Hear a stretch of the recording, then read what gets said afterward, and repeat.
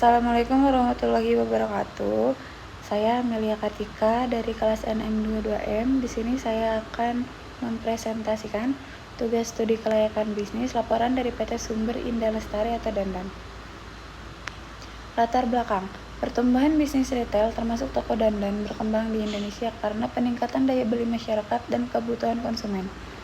Persaingan semakin ketat dengan banyaknya minimarket dan toko retail lainnya. Meskipun ada tantangan dari minimarket besar dan e-commerce, toko dandan memiliki peluang berkembang dengan memanfaatkan produk lokal dan pelayanan personal.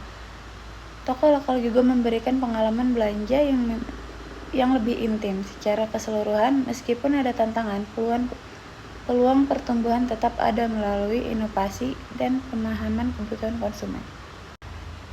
Selanjutnya, rumusan masalah. Bagian A, bagaimana kebutuhan legal bisnis untuk PT Sumber Daya Indah Lestari. Bagian B, bagaimana dukungan peluang pasar dan pemasaran. Bagian C, bagaimana dukungan aspek sosial, ekonomi, dan lingkungan PT Sumber Indah Lestari atau Dandan. Bagaimana dukungan teknik dan teknologi. Dan bagian E, bagaimana dukungan finansial. Kajian aspek legal PT Sumber Indah Lestari atau Dandan kini usahanya retail kecantikan. Ke cabang pusatnya ada di alamat Jalan Raya Serang, KM 12, Tangerang Regensi, Banten. Struktur organisasi. Yang pertama ada direktur utama, kemudian di bawahnya ada divisi-divisi. Yang pertama ada divisi operasional, dibawahi oleh kepala toko dan staf penjualan. Yang kedua, definisi pemasaran, dibawahi oleh tim pemasaran dan digital marketing. Yang ketiga, divisi keuangan, dibawahi oleh akuntansi dan keuangan. Yang keempat, layanan pelanggan, dibawahi oleh tim layanan pelanggan. Kemudian, struktur organisasi dan tugas utama. Direktur bertugas menetapkan kebijakan perusahaan dan tujuan jangka pendek serta jangka panjang. Kepala toko mengelola tim termasuk merekrut, melatih, dan mengembangkan staf. Yang ketiga, staf penjualan bertugas mencapai atau melampaui target penjualan perusahaan. Yang keempat, tim pemasaran tugas mengembangkan strategi pemasaran atau kampanye iklan dan distribusi konten di media sosial. Yang kelima, akuntan dan keuangan bertugas memantau transaksi keuangan dan menyiapkan entry atau buku besar. Dan yang terakhir, tim layanan pelanggan bertugas menangani pertanyaan dan keluhan pelanggan, memberikan solusi yang memuaskan.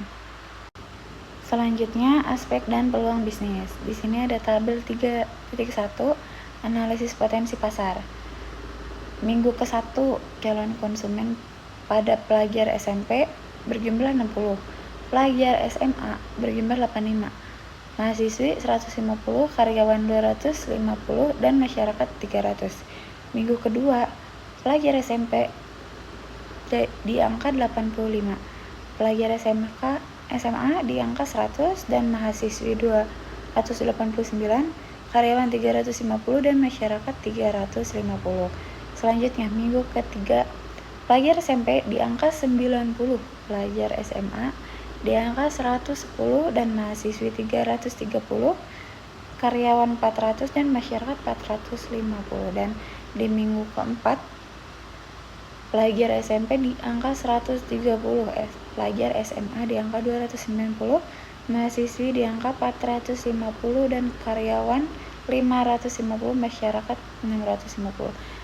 Jadi total keseluruhan dari pelajar SMP berjumlah 365, pelajar SMA 585, mahasiswi berjumlah 1219, karyawan berjumlah 1550, dan masyarakat 1760. Jadi total keseluruhan dari calon customer menurut analisis dari pelajar SMP, SMA, mahasiswi, karyawan, dan masyarakat berjumlah 5.479. Selanjutnya, bauran pasar. Yang pertama, produk. Make up mencakup berbagai produk untuk mempercantik penampilan wajah. Yang kedua, ada price.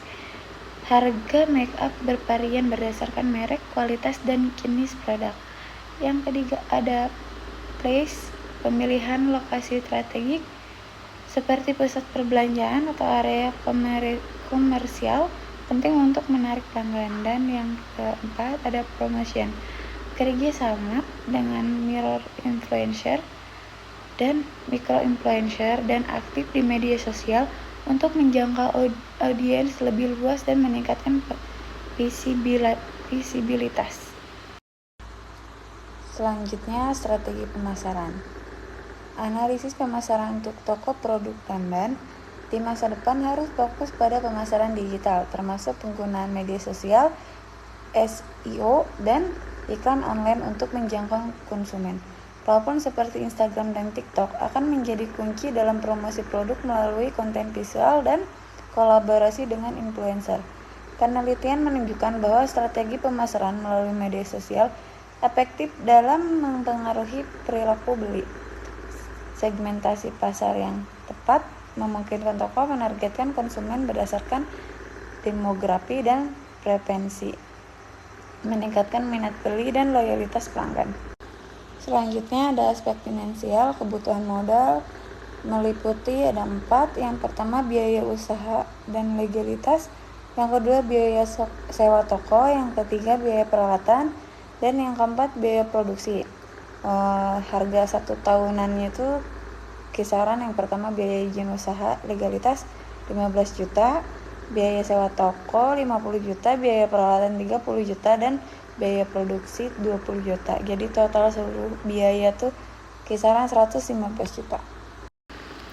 Kemudian analisis payback periode investasi sebesar 315 juta dan kas bersih tahun pertama 130 juta.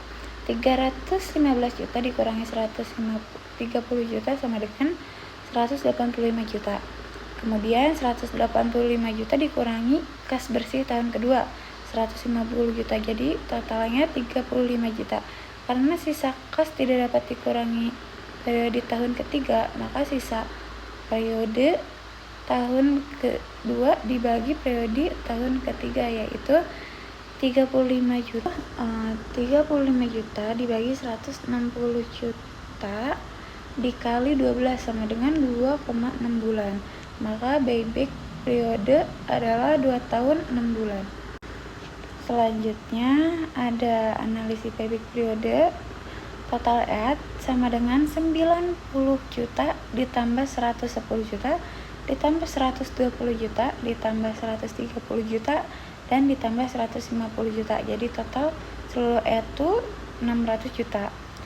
Kemudian rata-rata dikurangi rata-rata add sama dengan total add dibagi umur ekonomis. Berarti 600 juta dibagi 5 tahun sama dengan 120 juta. Rata-rata add dikurangi rata-rata investasi. Investasi dibagi 2, yaitu 315 juta dibagi 2 sama dengan 157 juta 500 ribu. Kemudian ARR-nya rata-rata add dibagi rata-rata investasi, yaitu 120 dibagi 315 juta sama dengan 38%. Kemudian net present value-nya ada 3. Yang pertama, tahun pertama 2023 EAT-nya 90 juta, penyusutannya 40 juta, dan kas bersihnya 130 juta. Diskon factory-nya 0,833, PP kasnya 108 juta 290 ribu. Yang kedua, tahun 2024 EAT-nya 110 juta, penyusutannya 40 juta, kas bersihnya 150 juta. Kemudian diskon factory-nya 0,694, PP kas bersihnya 104 juta 100 ribu. Kemudian tahun ketiga 2025 120 juta EAT-nya, penyusutannya 40 juta, kas bersihnya 160 juta. Diskon factory-nya 0,579 dan PPI kas bersihnya 92.640.000. Dari probability indeks pengambilan keputusan, jika P1 lebih besar dari 1 maka layak. Jika P1 lebih kecil dari 1 maka tidak layak. Aspek manajemen dan operasi. Perencanaan di Dandan mencakup aspek operasional, keuangan, dan pemasaran yang fokus pada standar pelayanan, anggaran, dan strategi pemasaran. Perorganisasian melibatkan delegasi wewenang, penggolongan kegiatan, dan penentuan kewajiban tim. Menggerakkan bertujuan memotivasi dan mengarahkan tim, sementara pengendalian meliputi pemantauan, evaluasi, dan manajemen risiko. Memanajemen risiko. Manajemen sumber daya manusia atau SDM di Dandan mencakup pengelolaan tim, pelatihan, dan pemantauan kinerja dan penjadwalan efisien. Analisis jabatan mencakup posisi seperti manajer operasional dan staf akuntan. Perencanaan SDM melibatkan identifikasi ketersediaan dan kebutuhan tenaga kerja serta strategi rekrutmen. Struktur organisasi di Dandan terdiri dari tingkat eksekutif, divisi fungsional, dan staf toko dengan